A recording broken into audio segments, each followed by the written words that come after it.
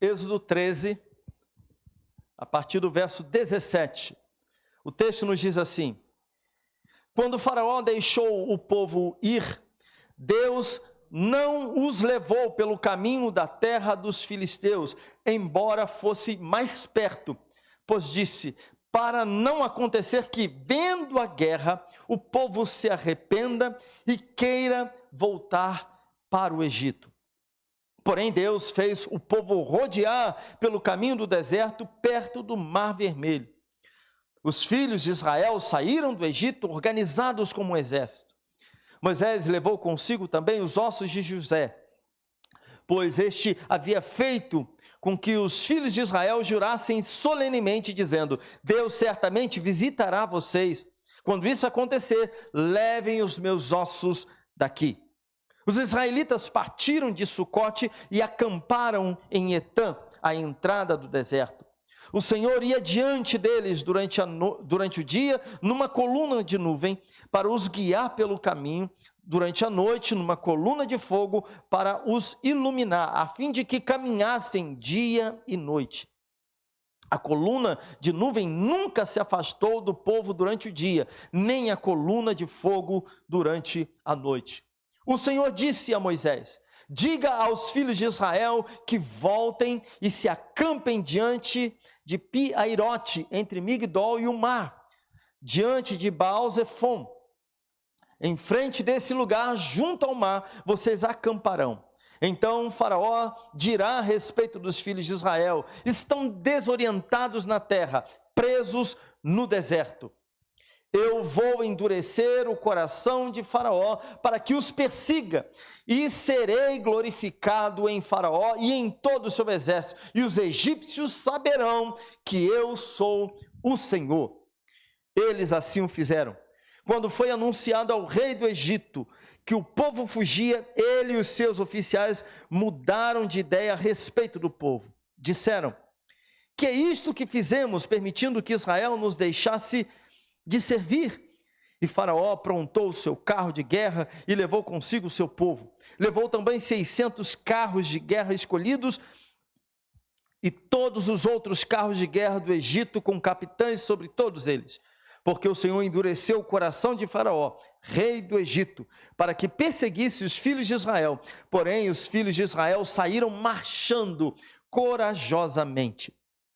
Os egípcios os perseguiram com todos os cavalos e carros de guerra de Faraó, e os seus cavaleiros e o seu exército, e os alcançaram acampados junto ao mar, perto de Pi-Hairote, diante de Baal-Zefon.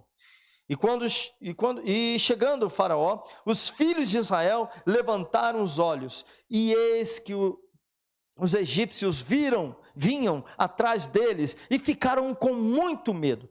Então os filhos de Israel clamaram ao Senhor. Disseram a Moisés: será que foi por não haver sepulturas no Egito que você nos tirou de lá, para que morramos neste deserto? O que foi que você fez conosco, tirando-nos do Egito? Não foi isso que dissemos a você no Egito? Deixe-nos em paz, para que sirvamos os egípcios. Pois teria sido melhor para nós servir os egípcios do que morrer no deserto. Moisés, porém, respondeu ao povo: não tenham medo, fiquem firmes e vejam o livramento que o Senhor fará no dia de hoje, porque vocês nunca mais verão esses egípcios que hoje vocês estão vendo. O Senhor lutará por vocês. Fiquem calmos. Louvado seja o nome do Senhor pela sua palavra. Os irmãos podem sentar, por favor.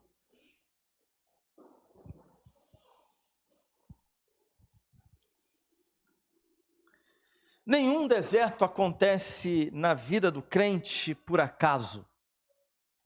Nenhum problema ou nenhum momento muito difícil acontece na vida do crente por acaso.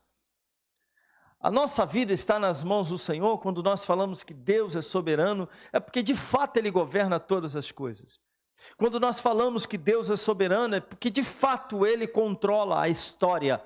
Tudo está nas mãos do Senhor. Nada foge ao controle de Deus. Absolutamente nada. Então, nós encontramos dificuldade de entender esses momentos difíceis, mas o fato é que Deus continua governando, tudo continua exatamente como tem que estar, nada pega Deus de surpresa. As suas lutas, as nossas dificuldades, os problemas que nós enfrentamos, esses períodos de escassez, de desertos que nós passamos, tudo isso está debaixo da agenda do Senhor. Deus sabe o que Ele está fazendo conosco, e Deus tem propósitos com tudo isso na nossa vida. Nós não entendemos, nós encontramos dificuldades, aliás, muitas dificuldades de entender essas coisas, mas a verdade é que tudo isso está debaixo das mãos do Senhor. E o primeiro propósito de Deus no deserto, aqui, para o seu povo, a primeira coisa que nós vemos aqui nesse texto, está logo no verso 17, quando diz: quando o faraó deixou o povo ir, Deus não os levou pelo caminho da terra dos filisteus, embora fosse mais perto, pois disse, para não acontecer que, vendo a guerra, o povo se arrependa e queira voltar. A primeira coisa aqui que nós vemos como propósito de Deus é que Deus se apresenta ao seu povo como o caminho nesse deserto do povo, nesse momento especial do povo. E é interessante porque o próprio Deus está dizendo, olha, esse povo vai se deparar com os filisteus, os filisteus são um povo de guerra, e eles vão se assustar com tudo isso. Deus, na verdade, o povo não estava entendendo, não entendeu o propósito de Deus, mas na verdade Deus estava provendo aqui um livramento para esse povo. Esse caminho mais longo no deserto, na verdade, era a provisão de Deus. O povo não enxergou isso porque nós não enxergamos o futuro, nós não temos essa visão do futuro. Nós não conseguimos entender, ou nós não temos essa visão perfeita da nossa vida lá na frente. Aquilo que nós não vivenciamos, nós não enxergamos e nós não sabemos. Mas Deus sabia disso. E o que está registrado aqui é muito claro. Deus está dizendo, olha, para que eles não esmoreçam, para que esse povo não se arrependa e queira voltar para o Egito, esse povo vai fazer um caminho mais longo. Deus não queria que o seu povo pegasse, ou desse de frente estivesse na terra dos filisteus, se deparasse com os filisteus, que era um povo de guerra. Mas Deus queria livrar o seu povo disso. Queria poupar o seu povo, porque Deus sabia e conhecia o coração do seu povo. Então, a primeira coisa aqui, o primeiro propósito de Deus aqui, é que o Senhor está se apresentando para esse povo como o caminho, como a opção, como a estrada. Meus irmãos, a nossa natureza é de buscarmos independência, de querermos trilhar os nossos caminhos, desconsiderando até mesmo os conselhos de pessoas sábias, conselhos de pessoas que já tem algum tempo de caminhada, que já conhece alguma coisa, já tem alguma experiência. A nossa tendência é essa. E isso em todos nós. Você pega alguém, por exemplo, que recém-saído de uma universidade, ficou 6 anos, 5, 6 anos estudando numa universidade, se preparando, por exemplo, para ser um engenheiro. Essa pessoa, de uma maneira geral, não é difícil vermos pessoas enfrentando dificuldades se submeter a alguém que já tem uma certa experiência, de parar e sentar e ouvir. Ela sai da universidade e diz, agora eu sou engenheiro. Aliás, ela não precisa nem estar saindo. Às vezes, no 2º ano de engenharia, ela já se sente o tal. Não é assim? Em todas as áreas. Pega aí os professores. Não é assim, gente? É assim. Está nos primeiros anos, começou lá, né, Márcia? Começou a estudar. Porque está no segundo ano, já se sente um mestre. E para não falar que eu estou falando de todo mundo, não estou falando da minha área, pega lá os teólogos. Está assim, ó, de teólogos que parece que conhecem mais as coisas de Deus do que o próprio Deus. Eu conheci alguns, conheço alguns. Sabe nada. Você entra no seminário teológico para assistir uma aula e você tem aqueles que estão lá querendo aprender e sabe, olha, eu sei que nada sei, né? E que preciso aprender, eu estou aqui para aprender. Se coloca diante do professor até com reverência, com uma certa liturgia, se coloca diante do professor com muito respeito, cuidado, tem cuidado até mesmo para expor as suas opiniões. O professor pergunta, todos entenderam? Ele quer entender. Olha, professor, eu não entendi, o senhor pode repetir? Mas tem aqueles que parece que estão ali porque lê um livrinho. Lê um livrinho de 200 páginas, acha que sabem tudo. Lê um artigo teológico e acha que já sabe tudo. Isso acontece, inclusive, com pastores, gente. A pessoa é ordenada num dia, no dia seguinte, mudou já até a voz.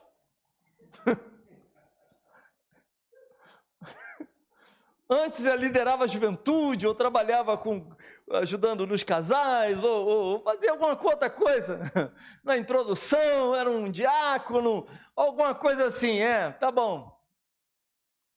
Mas logo, botou o colarinho clerical na figura, pronto. Ele acha que é o tal, sabe de todas as coisas. Nós somos assim. Nós somos assim. E precisamos tomar muito cuidado. Porque a grande verdade é que nós precisamos aprender. A nossa natureza é de desejarmos trilhar os nossos próprios caminhos, desconsiderando pessoas sábias, desconsiderando os pais, desconsiderando os professores, desconsiderando amigos que vêm com conselhos sábios, desconsiderando o conselho ou os conselhos dos seus irmãos em Cristo. Fazemos isso em diversos momentos da nossa vida, inclusive até mesmo quando estamos nesses desertos existenciais. Até mesmo nos desertos. Tentamos, não, eu não vou falar com ninguém, eu não vou perguntar para ninguém. E nesses desertos existenciais, nesses desertos espirituais, o Senhor providencialmente manifesta-se a nós, revelando-se a nós como o caminho, como a direção. E Ele nos ensina, o propósito dEle nisso, meus irmãos, é nos ensinar a depender dEle. E é isso que o Senhor está fazendo aqui com o seu povo. Deixando claro para o seu povo que o seu povo precisa depender dEle. E nem sempre, meus irmãos, nem sempre o caminho mais perto é a opção que Deus utiliza na nossa vida. Nem sempre o caminho mais fácil é a opção que Deus tem para as nossas vidas. Nós não entendemos isso. Assim como Deus disse para esse povo, olha, vocês vão pegar um caminho mais longo para vocês não se depararem com os filisteus. E Deus queria poupar o seu povo, porque o próprio texto diz, para não acontecer que vendo a guerra, o povo se arrependa e queira voltar para o Egito. Então Deus está levando o seu povo para um caminho mais longo. Certamente essa não seria a opção do povo. Se o povo pudesse opinar, essa não seria a opção do povo. Mas graças a Deus, que o Senhor conhece a minha vida, conhece a sua vida. e que Ele nos conduz, por vezes, por caminhos longos e até difíceis, mas na verdade Ele está nos preparando e nos poupando de muitas coisas.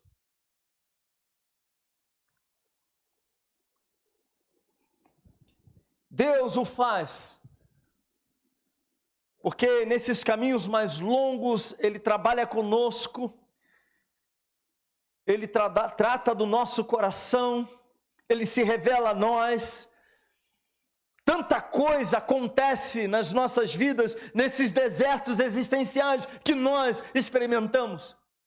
A nossa vida é forjada pelo Senhor, é moldada pelo Senhor, e saímos mais fortalecidos nessas horas.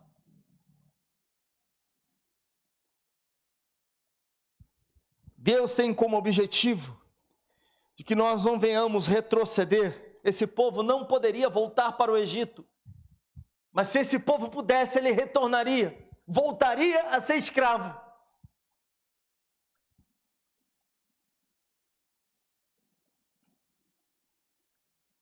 Um outro propósito de Deus, meus irmãos, no deserto, baseado neste contexto aqui, a gente pode ver nos versos 21 e 22.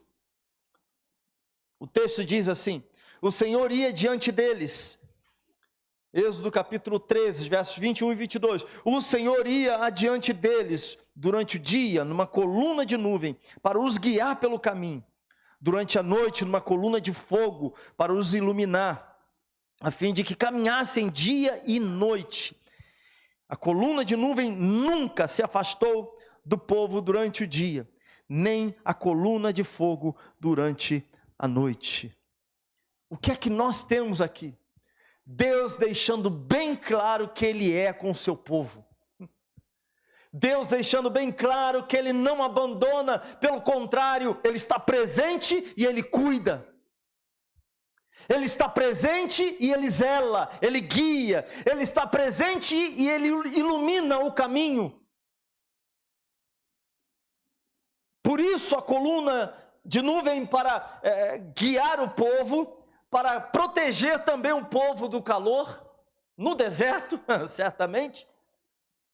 E por isso, a coluna de fogo à noite, para iluminar, para que o povo pudesse continuar caminhando. É a provisão de Deus, é a presença de Deus e a provisão do Senhor. E assim também o nosso Deus faz conosco. Ele está presente na nossa vida, em todos os dias da nossa vida, Ele se faz presente. Como também Ele nos guarda, Ele nos protege, Ele provê aquilo que de fato nós precisamos. Ele se faz presente na nossa vida. E nós não podemos nos esquecer disso, dia após dia.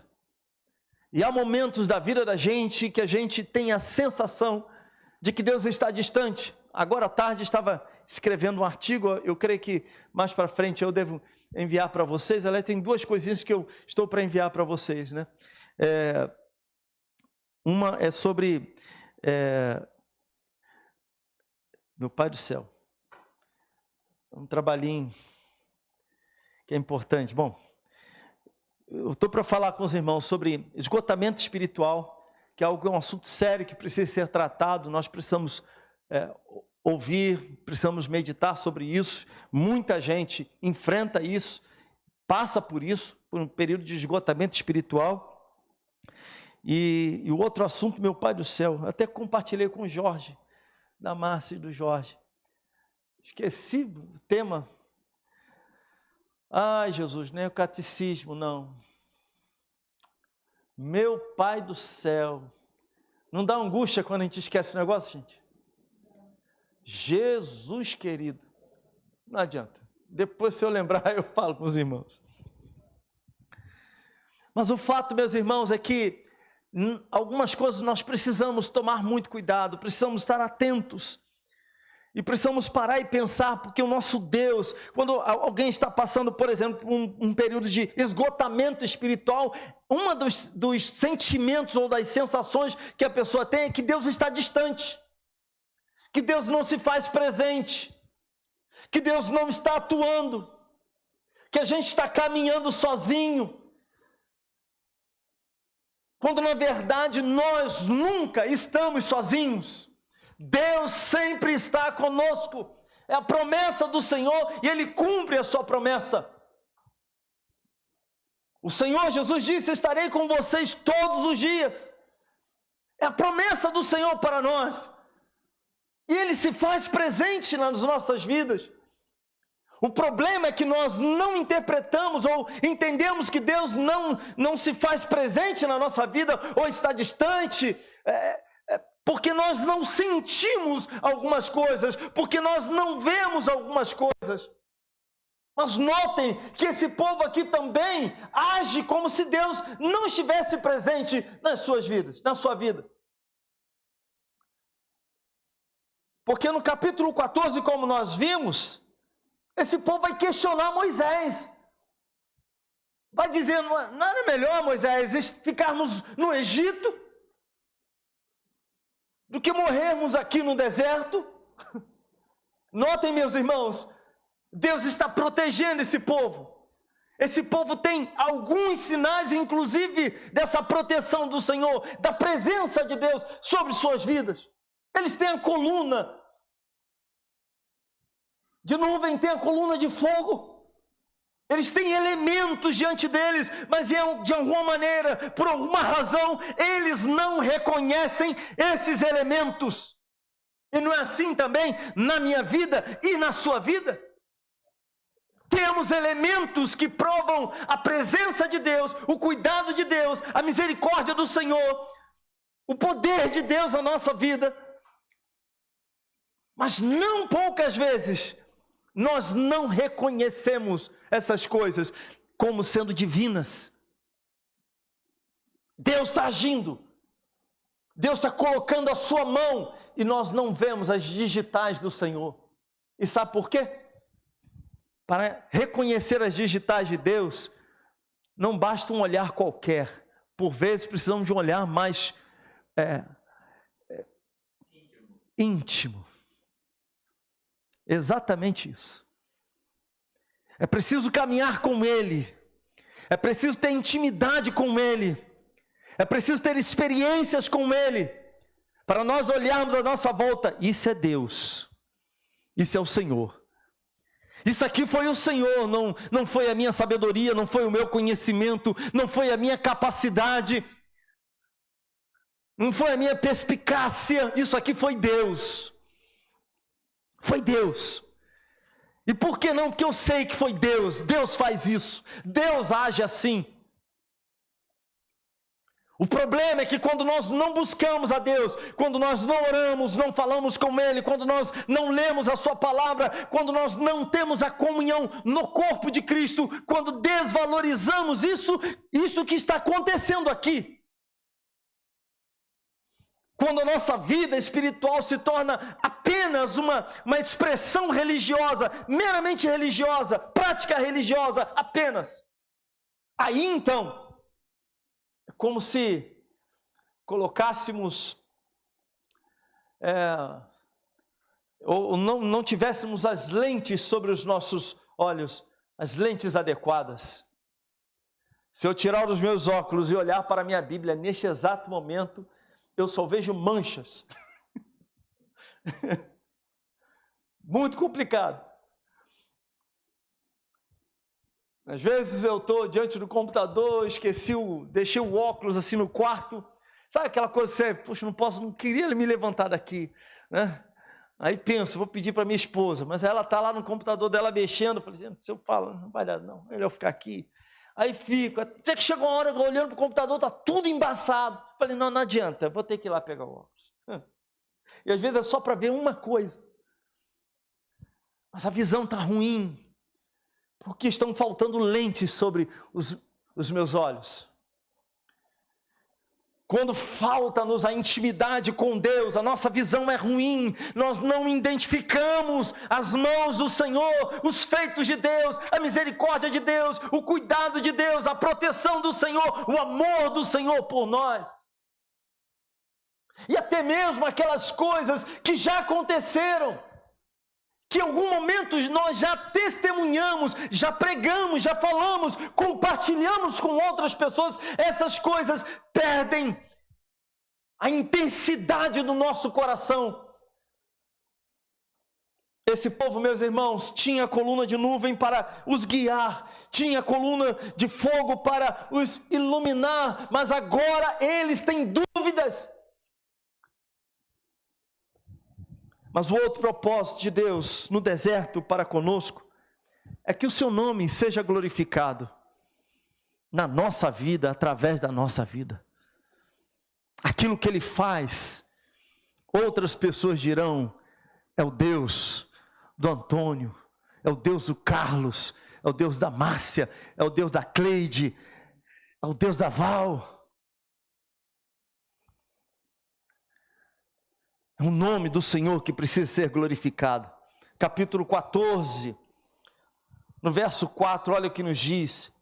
O Senhor dizendo, eu vou endurecer o coração de Faraó, para que os persiga, e serei glorificado em Faraó, e em todo o seu exército. E os egípcios saberão que eu sou o Senhor. Deus aqui tem o propósito de mostrar que Ele é o único Deus. E o seu povo também veria isso. O seu povo também diria isso. O seu povo contaria esses feitos para aqueles que viriam depois. Contariam as suas histórias, diriam, olha, Deus fez, Deus realizou, o nosso Deus é o único Deus. Então, além de provar para os egípcios o seu poder, Deus vai mostrar também para o seu povo que somente Ele é o Senhor. E é interessante, porque às vezes nós também precisamos relembrar, ver essas coisas, precisamos disso, para que o nosso coração, a chama do nosso coração seja acesa. E a última coisa aqui é que Deus providencia esses desertos na vida do seu povo, até mesmo para dar livramento e para abençoar o seu próprio povo. E Ele faz isso nos versos, nós temos aqui no verso 14, no capítulo 14, verso 13, diz assim, Moisés, porém, respondeu ao povo. O povo estava incrédulo, dizendo, olha, a gente não seria melhor voltar para o Egito?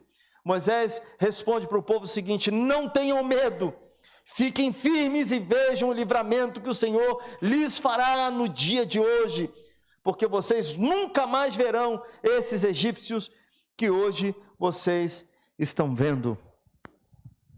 Esse povo passaria a confiar no Senhor. Moisés está dizendo, vocês devem confiar, vocês não devem temer, vocês devem ver o livramento que o Senhor vai operar.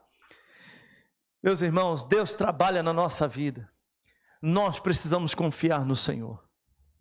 Deus age na nossa vida, nós não devemos temer, devemos confiar no nosso Senhor. O problema é que o nosso coração é falho, nós somos pecadores, e que mesmo tendo muitos sinais da parte do Senhor, ainda assim, duvidamos em muitos momentos dos feitos do Senhor. Mesmo olhando para o nosso passado, e não precisa ser um passado tão distante, às vezes é um passado recente, algo que já aconteceu há pouco tempo, os feitos de Deus, parece que isso perde impacto dentro do nosso coração, e nós duvidamos, eu creio que nessas horas, o grande problema, meus irmãos, é que está faltando, a grande razão para isso é a inexistência de um relacionamento mais profundo com o Senhor. O nosso relacionamento precisa ser trabalhado dia após dia. porque o nosso coração insiste em caminhar, em trilhar o seu próprio caminho, em desconsiderar Deus nas equações da vida, em seguir, em tomar decisões sem consultar ao Senhor. O nosso coração insiste nisso. Como eu falei no início, a tendência natural nossa é buscarmos a independência. Não gostamos de submeter a nossa vida a ninguém. Essa é a grande verdade. Todos buscam independência. Não é assim? Jovens já estão buscando, adolescente já começa a pensar na sua independência. A pessoa começa a sua carreira profissional, já quer buscar logo, mais rápido possível, a sua independência. Não queremos consultar ninguém, não queremos buscar ajuda. A nossa tendência é essa, de resolvermos as nossas coisas do nosso próprio jeito. Porque nós não gostamos de pessoas dizendo alguma coisa que o nosso coração não concorda. Eu já disse isso aqui. Eu creio que a gente tem um problema, a gente confia demais no nosso próprio coração. Nós confiamos demais no nosso próprio coração. Só que a Bíblia diz que o coração do homem é enganoso, é corrupto. Aliás, a Bíblia diz desesperadamente corrupto. Entende isso? Compreende isso, a força disso? O nosso coração é desesperadamente corrupto. Ou seja, nós não podemos confiar no nosso coração. Nós precisamos depender e confiar no Senhor. Precisamos que Ele ilumine o nosso coração. Precisamos que Ele descortine diante de nós as questões que nós temos dúvidas. Precisamos que Ele nos guie, que Ele nos pegue pela mão, que Ele use um irmão, uma irmã para nos ajudar em algumas coisas. Precisamos ouvi-lo na sua palavra, precisamos dobrar os joelhos e falar com Ele. Precisamos, meus irmãos, de quebrantamento no nosso coração. E é por falta de quebrantamento no coração é que nós tomamos as decisões, saímos fazendo as coisas e pedimos para Deus depois vir consertando todas elas. Porque nós não queremos ouvir, porque achamos que já sabemos, que já temos experiência, que já temos algum tempo de jornada cristã. Ah, eu já li a Bíblia 2, 3, 4, 5 vezes, 10 vezes, então eu já sei tudo.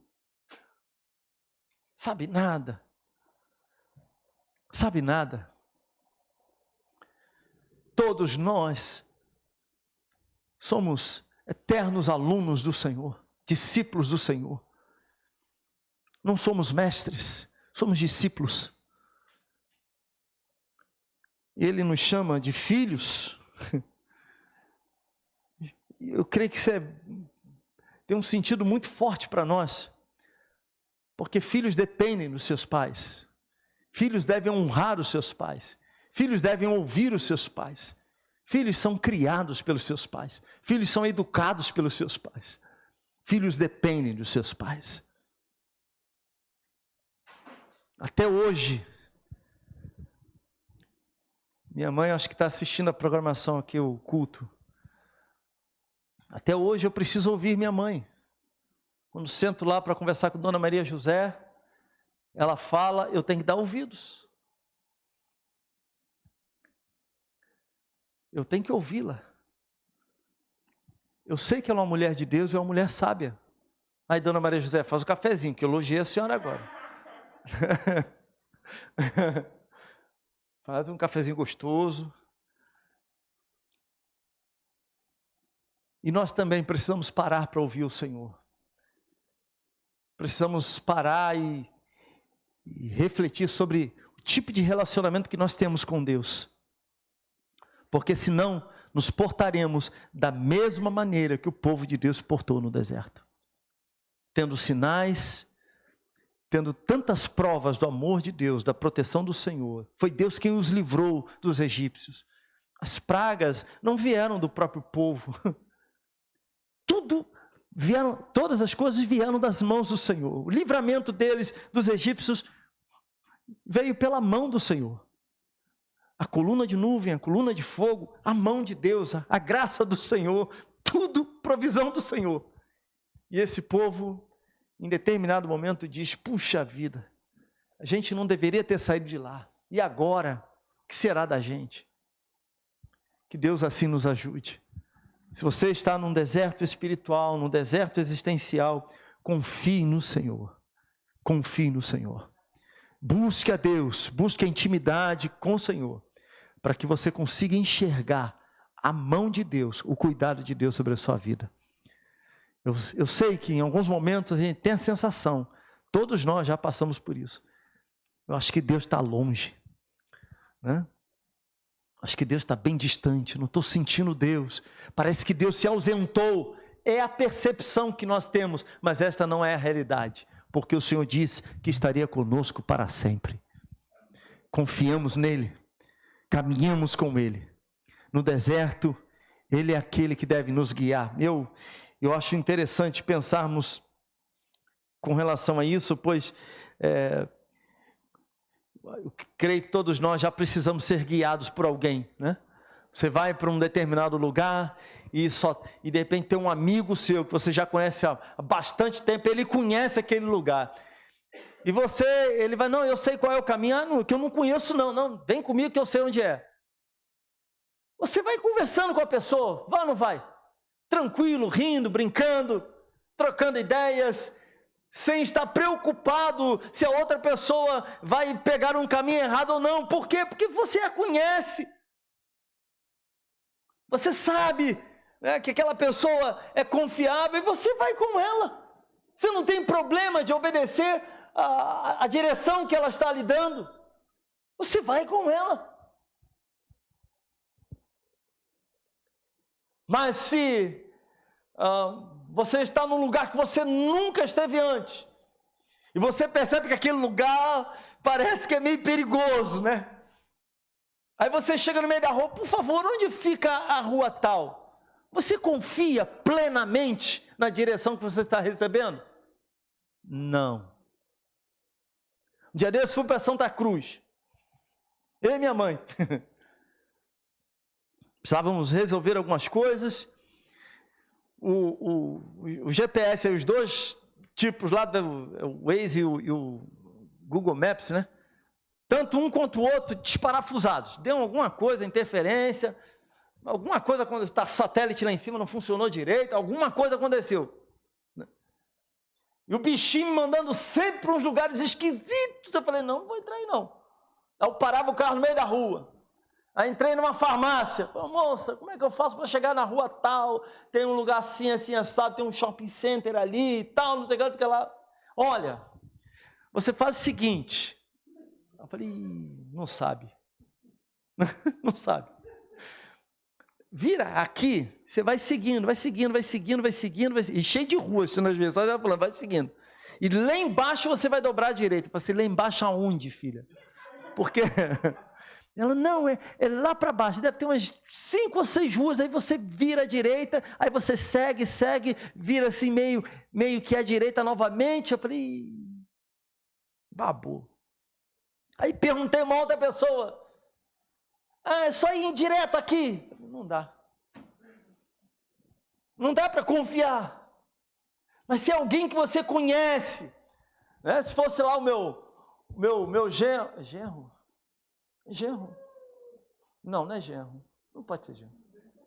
Dani casou. O que ele é meu? Cunhado.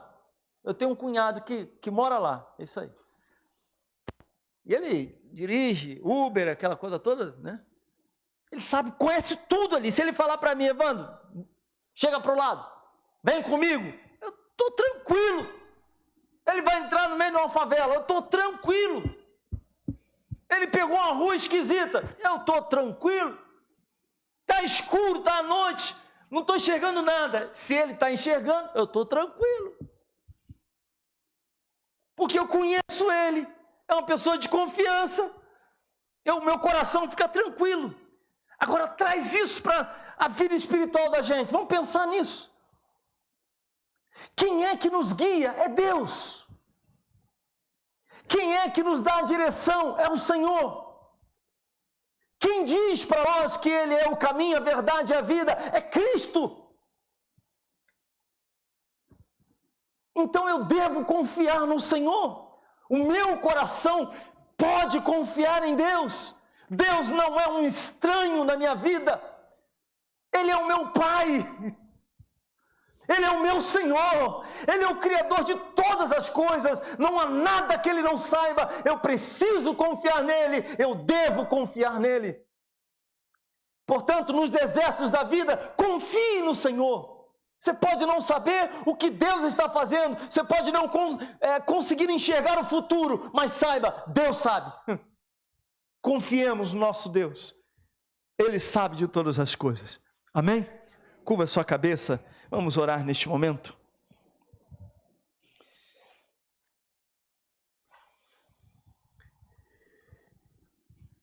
E a minha palavra é para você que está vivenciando este deserto espiritual.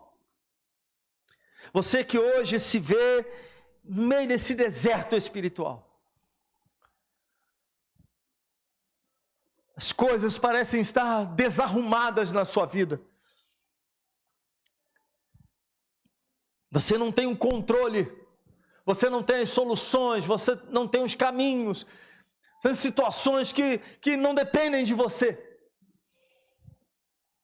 A minha palavra, meus irmãos, é que venhamos confiar na graça de Deus, no poder do Senhor, nos cuidados de Deus, e venhamos buscar ao Senhor de todo o nosso coração. Pois se nós nos distanciarmos dEle, encontraremos dificuldades de reconhecer a mão de Deus nos nossos caminhos. E sim, o Senhor nos conduz por desertos. Sim, os caminhos do Senhor nem sempre são os nossos caminhos. Aliás, essa é a grande verdade.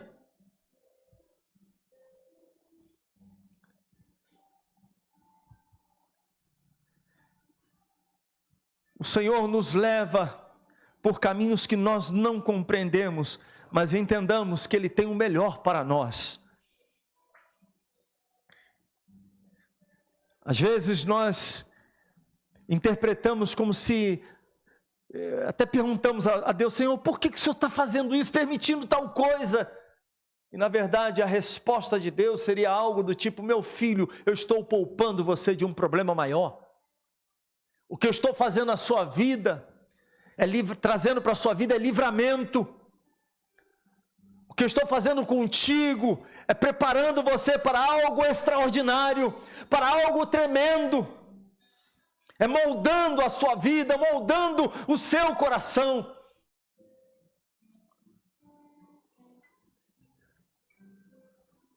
O nosso Deus se faz presente nas nossas vidas, meus irmãos. Você está no deserto, nosso Deus está ali com você.